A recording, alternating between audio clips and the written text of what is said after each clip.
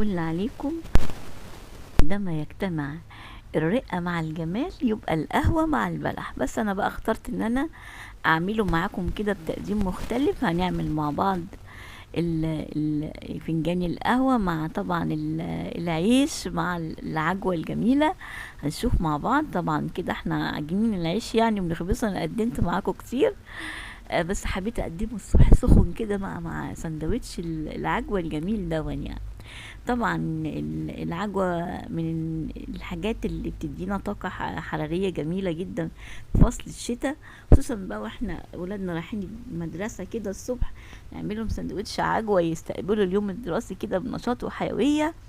طبعا العجوة يعني مش هقول لكم عليها بقى، مع حبة بقى البركة كده مع السمسم بتبقى روعة يعني. طبعا احنا مفصصين البلح ومعانا معلقتين من السمنه البلدي. هو الوصفه ضد الرجيم يعني، بس احنا ممكن نضيف زيت زيتون مكان السمنه يعني. وهنكتفي بالسكر. طبعا هنعمل القهوه ساده وهنكتفي بالسكر اللي في البلح. تمام.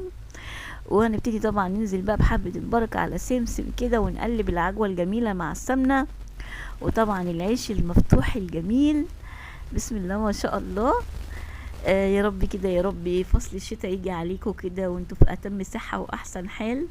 نستقبل فصل الشتاء كده بدون امراض ولا اي حاجة وحشة، بالاكلات اللي بتدينا يعني مناعة لجسمنا، وناكل اكل صحي بحيث ان احنا يعني ما نصابش باي حاجة او برد شديد او امراض. وفيتامين سي بقى وفيتامينات كده اللي ضد البرد يعني. طبعا زي ما انتم شايفين بقى العيش معانا مفتوح بقى وسخن كده ملهلب وجميل جدا يعني. زي ما انتم شايفين طبعا حشينا طبعا السندوتشات دي. انا هاكل سندوتش واحد بس عشان الرجيم يعني.